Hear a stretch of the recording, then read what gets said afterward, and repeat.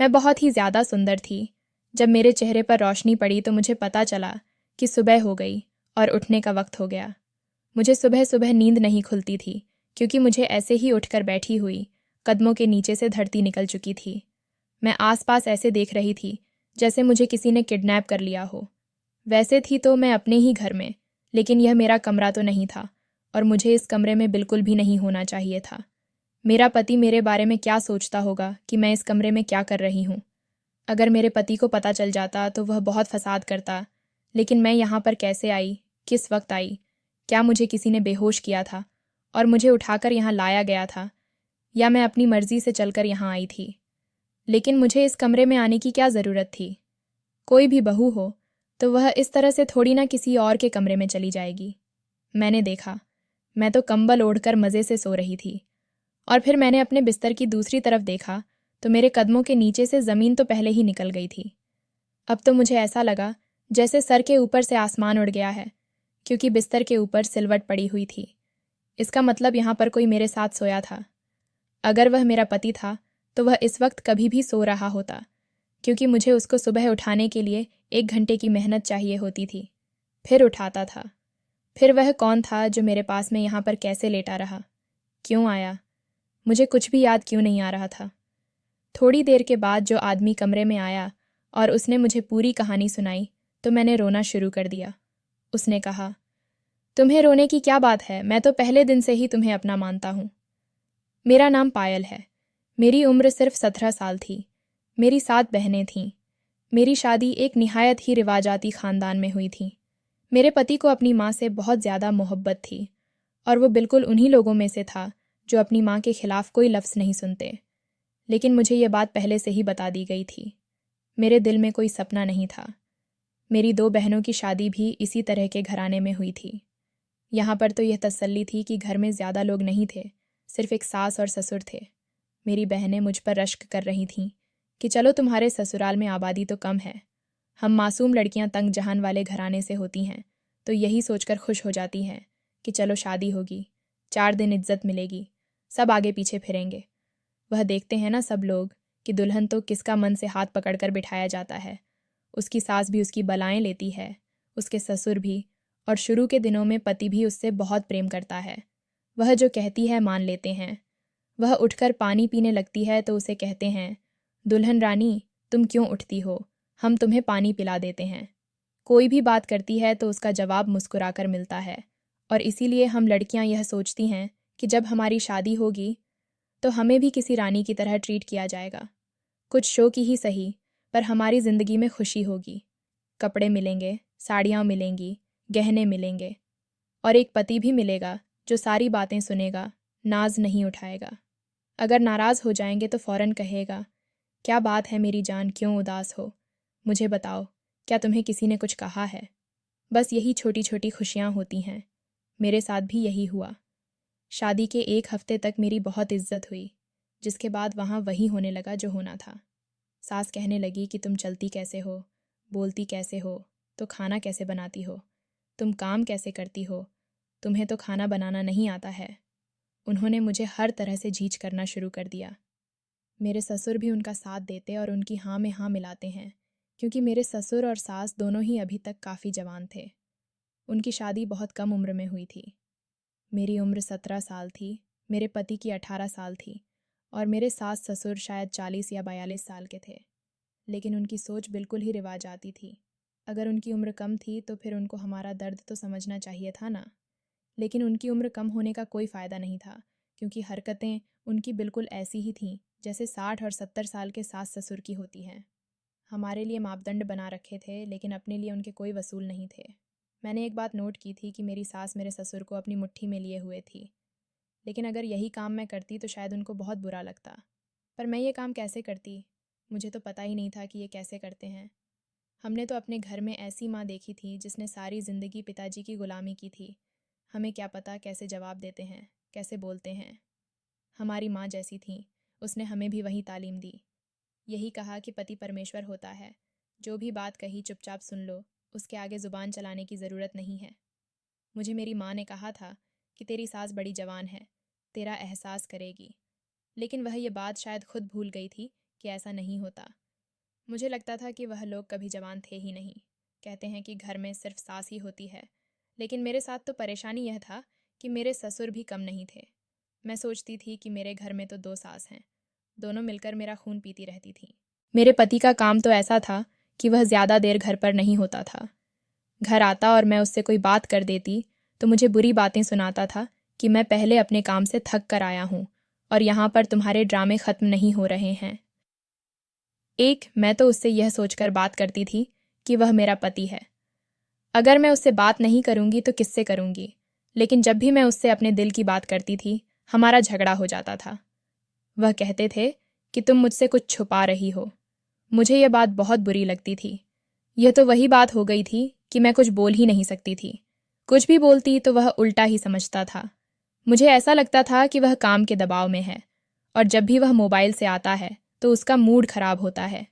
शुरुआत में मेरे साथ ससुर ने तो फिर भी मेरे नखरे उठाए थे, लेकिन मेरा पति तो पहले दिन से ही मुझे ऐसा मिला जैसे वह बहुत बड़ी टेंशन में रहता है और अपने सारे तनाव का गुस्सा मुझ पर निकालता है। अब मैंने उससे बात करनी ही छोड़ दी। जिंदगी अजाब हो चुकी थी। मैं कपड़े लेकर छत पर जा रही थी डालने के लिए कि मेरी सास वहां पर आई और कहने लगी कि कपड़ों की बाल्टी छत पर रख दो, मैं खुद ही डाल दूंगी, वो धूप सेंकने जा रही है। उनके हाथ में कुछ केले भी थे जो उन्होंने वहां बैठकर खाने थे। मैंने कहा कि ठीक है, और दिल में सोचने लगी कि मुश्किल काम तो मैंने कर दिया, अब आसान काम करके मुझ पर एहसान कर रही हैं। साथ ही मुझे कहा कि तुम मेरे कमरे की सफाई करो। मेरी सास का कमरा काफ़ी पीछे करके बना हुआ था। वहां पर अगर कोई चला जाता तो उसे बाहर की आवाज़ नहीं आती थी। खुद तो उन्होंने वो कमरा लिया था जहां पर अंदर अगर कोई होता तो किसी की आवाज़ नहीं आती थी। उन्होंने ऐसा कमरा दिया था कि अगर घर में कोई मेहमान आ जाता तो हम बोल भी नहीं सकते थे कि हमारी आवाज़ बाहर जाएगी। मैं अपनी सास के कमरे की सफाई करने लगी और थोड़ी देर के बाद मुझे कुछ गिरने की आवाज़ आई। मुझे लगा कि कोई बिल्ली होगी। मैंने ध्यान नहीं दिया, लेकिन मैं हैरान रह गई। बाहर आई तो सामने का मंजर देखकर हैरान रह गई। मेरी सास छत से गिर गई थीं ज़मीन पर, और उन्हें देखकर लगता था कि उनकी जान निकल चुकी थी और वो अपने ही फेंके हुए केले के छिलके से फिसल गई थीं। मुझे समझ नहीं आ रहा था कि मैं क्या करूं। उस वक्त तो मैं काफ़ी घबरा गई। मैंने अपने पति को कॉल किया और ससुर को भी। उन्हें अस्पताल ले जाया गया, पर डॉक्टरों ने कहा कि आप पहले तब लाए जब देर हो चुकी थी, वो रास्ते में ही मर चुकी थीं, हम उन्हें नहीं बचा सकते थे। घर में काफ़ी शोर मच गया। अफसोस तो मुझे भी बहुत था। मेरे पति की माँ इस दुनिया से चली गई थी, लेकिन बुरा वक्त भी गुजर ही गया। मेरे ससुर साथ होते थे और मेरा पति अपने काम पर जाता था। कोई किसी के लिए मर नहीं जाता, सब अपनी अपनी रूटीन पर वापस आ जाते हैं। जब उनके जाने के बाद कुछ रिश्तेदार आए तो कहने लगे कि तुम्हारे ससुर तो बड़े खुश होंगे। मैंने कहा कि क्यों होंगे, वो तो बड़े उदास हैं। अपनी पत्नी से बिल्कुल भी प्रेम नहीं करते थे, उदास नहीं होंगे। जब जवान थे तो पता नहीं इधर उधर चक्कर चला लेते थे। वो बेचारी बार बार उनको पकड़ती रही। फिर उसने भी यह सब करना छोड़ दिया और बच्चे जवान हो गए। मैंने कहा कि मुझे इन सारी बातों के बारे में नहीं पता, लेकिन हमारे घर में मौत हुई है और यह बड़ी दुख की बात है। वो कहने लगे कि अरे हमेशा अच्छी तरह जानते थे, उसमें तुम्हारा जीना भी आराम किया होगा, तभी तो उसके साथ ऐसा हुआ। भगवान ने उसको सज़ा दी है, अपने ही फेंके हुए कूड़े के ऊपर से फिसल कर गिर गई है। ऐसी अचानक मौत भला होती है किसी की होती है जिसके लिए लिखी होती है और वह उसे काबिल होता है। पता नहीं वह मुझसे अफसोस करने के लिए मेरे पास आता था। वह अच्छा है, वह तुम्हारे साथ इस दुनिया से चली गई, अब तुम्हारे ससुर की बारी है। लगता है उसे सारे खानदान वाले ही नफरत करते थे। एक दिन मैं घर का काम कर रही थी कि मुझे लगा कि कोई मेरे पीछे खड़ा है। जब मैंने पलट कर देखा तो वह मेरे ससुर थे। मैंने कहा कि जी, आपको कुछ चाहिए? तो उन्होंने मेरी तरफ पानी का गिलास बढ़ाया और कहा कि कब से गर्मी में काम कर रही हो, ये घर बड़ा मनहूस है, यहाँ पर तुम्हारी सास मरी है, कहीं तुम भी ना काम करते करते मर जाओ, अपना ख्याल किया करो, पानी पी लो। मुझे बहुत हैरानी हुई कि मेरे ससुर को मेरा इतना ख्याल कहाँ से आ गया कि वह मेरे लिए पानी लेकर आए हैं, वह भी खुद से बनाकर। प्यास तो मुझे वाकई में बहुत लग रही थी। मैंने पानी पिया, उनका शुक्रिया अदा किया और फिर सोचा कि शायद इंसानियत जग गई होगी। आखिर मैं भी तो किसी की बेटी हूँ। वह होता है ना ऐसा माहौल कि घर में एक सास होती है, एक ससुर होता है। सांसुरी होती है लेकिन ससुर अच्छा होता है। चुपके से अपनी बहू की मदद करने की कोशिश करता है। अगर ऐसा होता और आप मेरे ससुर अच्छे बन गए हो तो मुझे पता होता कि सास को जाने के बाद वह आज़ाद हो गए। लेकिन वह तो मेरी सास के साथ मिलकर मेरा जीना हराम करते रहे, तो उसके साथ बैठकर मेरी बुराइयां भी करते थे और मुझे तंग भी करते थे और ऐसे फ़ोन भी बताते थे जिनकी करने की कोई ज़रूरत नहीं होती। हम दोनों पति पत्नी में लड़ाई झगड़ा भी करवा देते थे। ऐसे में अचानक से उनका व्यवहार बदल जाना मेरे लिए बहुत अजीब सी बात थी। कोई किसी को पानी तभी पिलाता है जब उसका एहसास करता है, और उनके अंदर तो एहसास नाम को भी नहीं था, तो अब कहाँ से आ गया। किसी के घर से उसकी बेटी को लेके आना बहुत बड़ी जिम्मेदारी होती है। लोग कहते हैं कि हम बहुत ख्याल रखेंगे, लेकिन ख्याल रखता कोई नहीं है। हो सकता है कि ससुर का दिल नरम हो गया था, पर कैसे? मैंने यह बात अपनी माँ से की थी। मेरी माँ भी हैरान हुई। फिर मेरी माँ कहने लगी कि क्योंकि उनकी पत्नी इस दुनिया से चली गई थी। सुना अपनी पत्नी से बड़ी मोहब्बत करते थे, बहुत आशिक मिजाज थे। दोनों ने पसंद की शादी की थी। ऐसी हमसफ़र अगर आपके साथ ना हो तो हालात इंसान को नरम मिजाज बना देते हैं। मैंने कहा कि माँ, आपको जो कहानी सुनाई गई है ना, वो झूठी है। परिवार वाले कह रहे थे कि अपनी पत्नी के साथ बिल्कुल भी अच्छे नहीं थे और उनके साथ हमेशा झगड़ा करते रहे। तो मेरी माँ ने कहा कि परिवार वाले कभी किसी के बारे में अच्छी बात करते हैं क्या? मेरी सास घर से क्या गई, घर में कोई अच्छी चीज़ नहीं बन रही थी, ना कोई टीवी लगाने देता था। अजीब सूख का माहौल बना रखा था। मैंने गलती से टीवी लगा लिया तो मेरे पति ने मेरे साथ झगड़ा करना शुरू कर दिया, जबकि मेरी सास को गए हुए आज 3 हफ्ते हो चुके थे और 3 दिन से ज़्यादा तो सूग मनाने की इजाज़त भी नहीं है। लेकिन मैं भी खामोश हो गई और माफ़ी मांगी। मैंने कहा कि माफ़ कर दो। ऐसे ही बैठी थी, दिल तंग हो रहा था मेरा। उन्होंने कहा कि तुम्हें क्या पता हमारा दिल कितना तंग हो रहा है। मेरी माँ दुनिया से चली गई है। एक दिन शाम हुई तो मेरे ससुर मेरे लिए पनीर टिक्का लेकर आए और मैं हैरान रह गई कि ये मेरे लिए आज कैसे ले आए। अपनी पत्नी के लिए हमेशा इस तरह के मज़े मज़े की चीज़ें लाया करते थे। दोनों मिलकर खाते थे, हमें नहीं देते थे। और उसके बाद सारी रात उनके कमरे से अजीबोगरीब किस्म की आवाज़ें आती रहती थीं।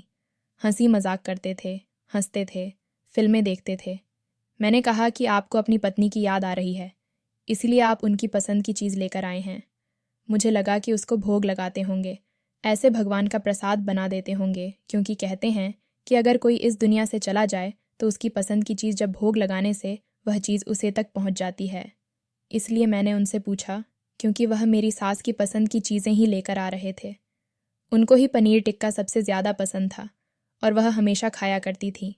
मुझसे भी 10 बार बनवाया, लेकिन उनको मेरे हाथ का पसंद नहीं आया।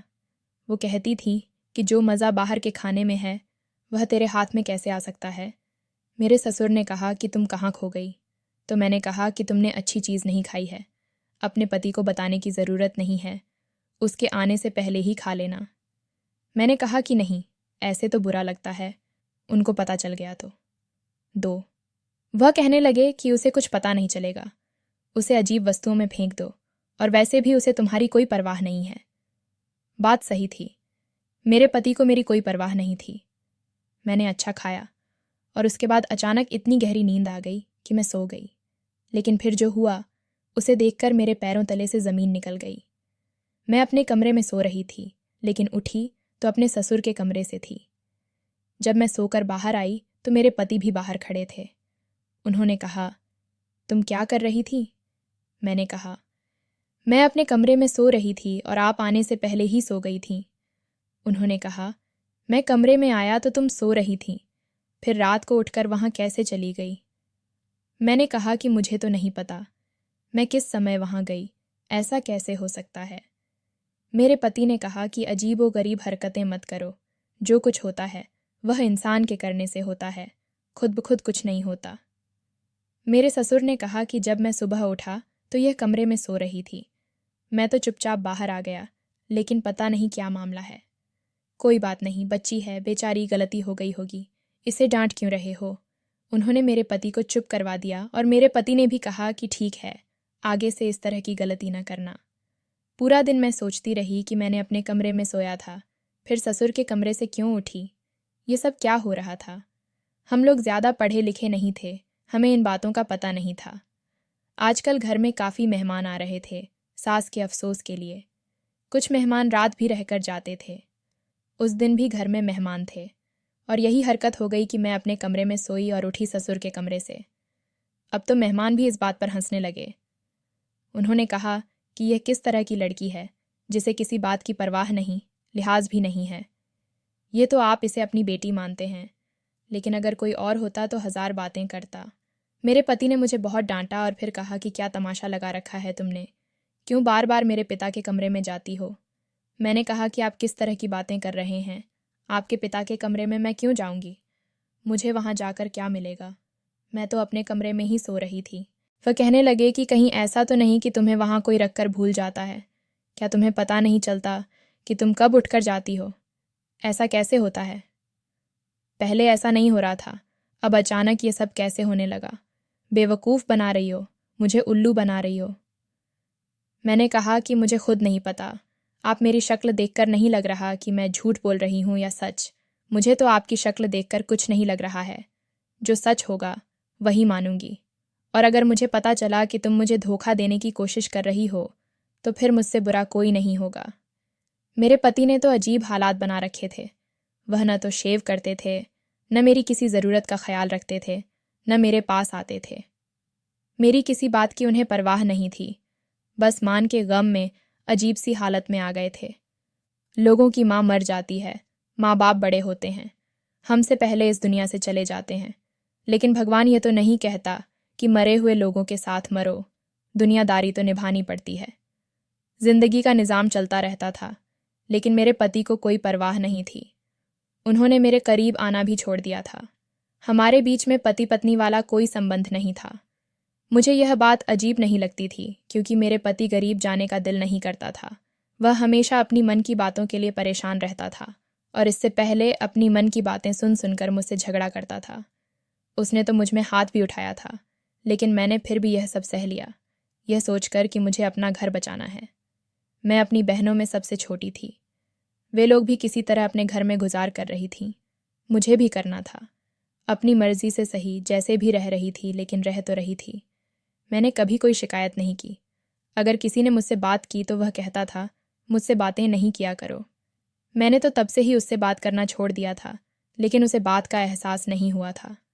पहले तो मुझे ऐसा लगने लगा कि बस ठीक है, अपनी दुनिया में लगे रहें, लेकिन अब वक्त इतना गुजर गया था कि अब कभी कभी मुझे अपने पति की ज़रूरत महसूस होती थी। मैं उसे इशारा भी करती थी। औरत ज़्यादा से ज़्यादा क्या कर सकती है? इशारा कर सकती है, अपनी ज़ुबान से कुछ नहीं बोल सकती। शरीफ घर की लड़की थी, मुझे इस तरह की बातें नहीं सिखाई गई थीं। और यही सिखाया जाता है कि औरत कभी भी पहला कदम नहीं बढ़ाती, नहीं तो पति समझेगा कि यह औरत ठीक नहीं है। इसीलिए औरतों में शर्म होती है और वह पीछे हट जाती हैं। पति का काम होता है कि वह खुद आगे बढ़े। लेकिन मेरे पति तो नहीं जाने कौन सी दुनिया में खो गए थे। ऐसा लगता था कि वह बदल गए हैं। पहले थोड़ी बहुत प्यार मोहब्बत की बातें कर लेते थे, कम से कम मुझे मेरा हक देते थे, लेकिन अब तो वह बिल्कुल ही सारी चीज़ों से दूर हो गए थे, न तू में न मैं में।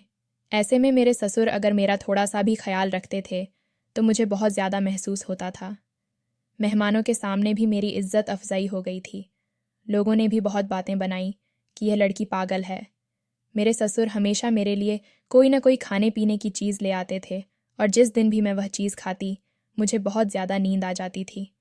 और उसके बाद फिर सुबह मैं अपने ससुर के कमरे से बाहर आती थी। अब तो मेरे ससुर ने बाहर चारपाई डालनी शुरू कर दी थी। वह कहते थे कि मौसम बेहतर हो रहा है, सर्दियाँ ख़त्म हो गई हैं, मैं बाहर ही सो जाऊँगा। फिर यह मेरे कमरे में आ जाती तो मुझे बड़ा अजीब सा लगता। मेरे पति ने कहा कि अपने कमरे को अंदर से लॉक क्यों नहीं लगाती हो, लेकिन उनका कहना था कि मेरे कमरे का लॉक ख़राब हो गया है।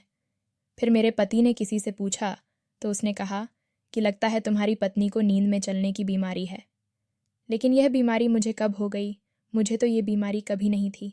मैं अपनी बहनों के साथ कमरे में सोती थी, उन्होंने तो कभी नहीं कहा कि ऐसा हुआ है।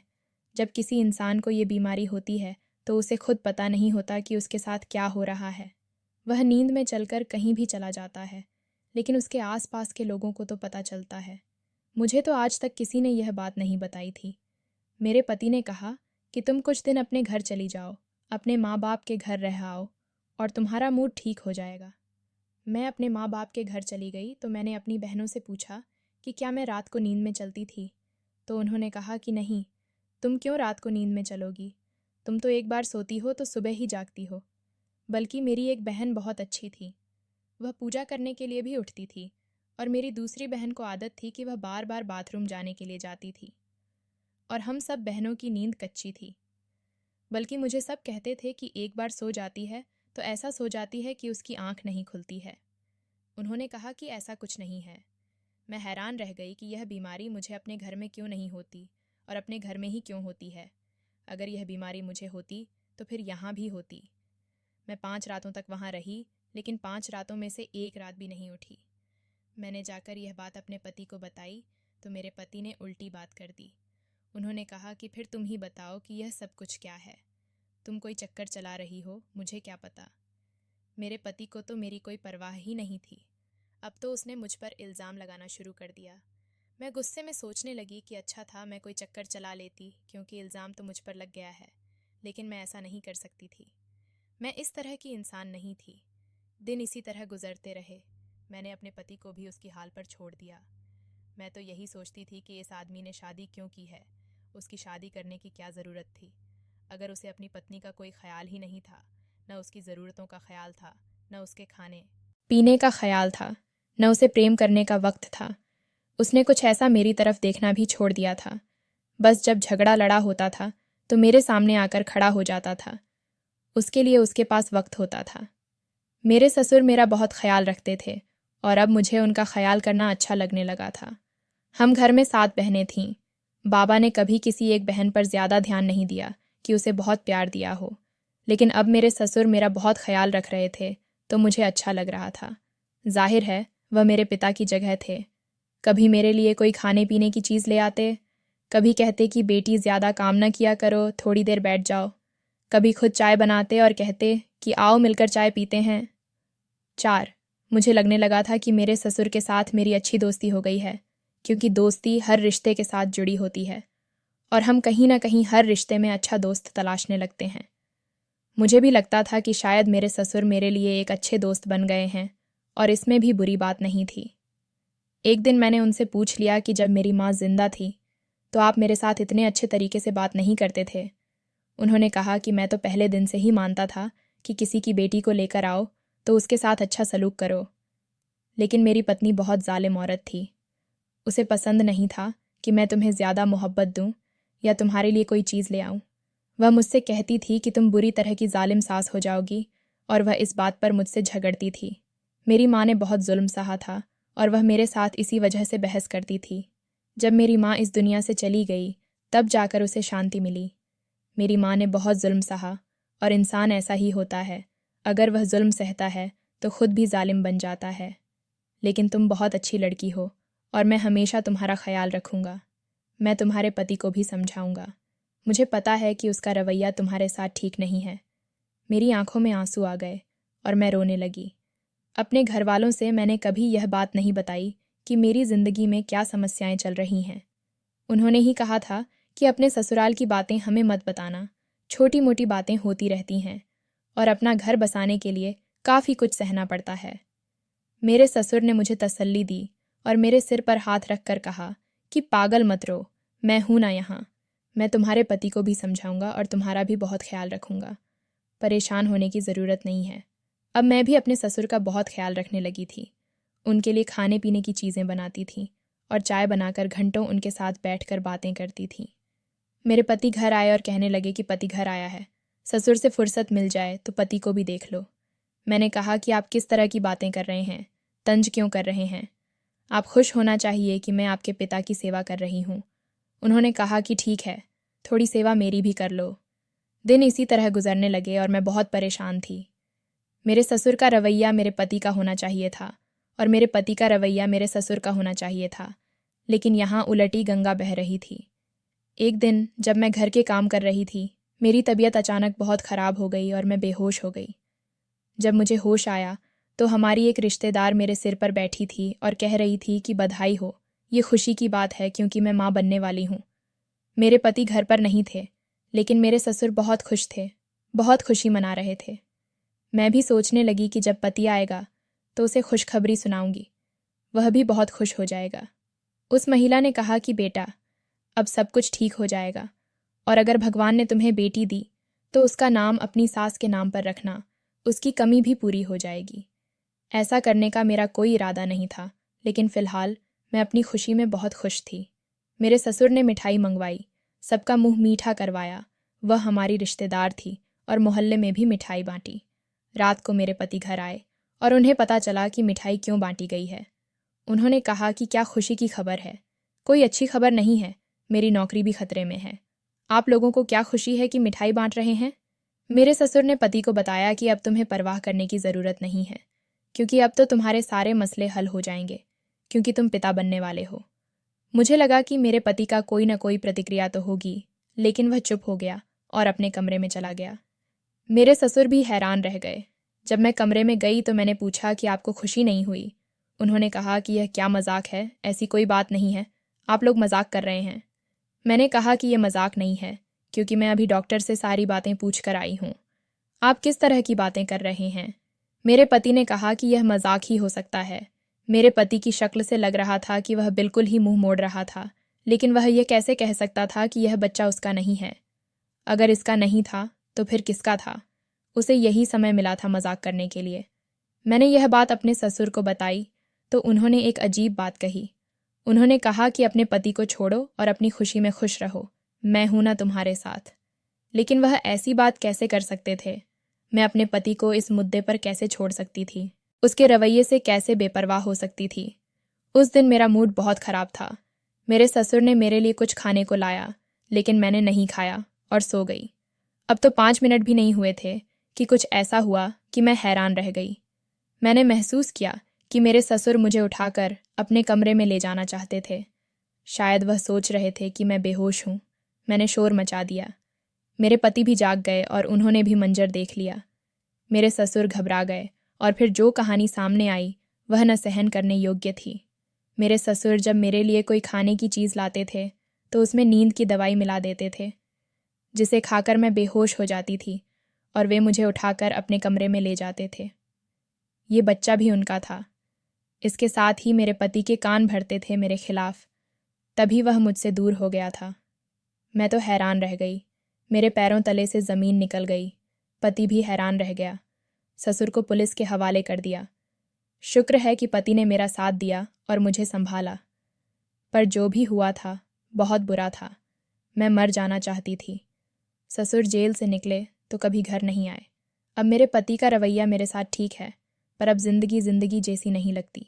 दोस्तों, वीडियो कैसा लगा कमेंट करके ज़रूर बताएं। वीडियो को लाइक और चैनल को सब्सक्राइब ज़रूर करें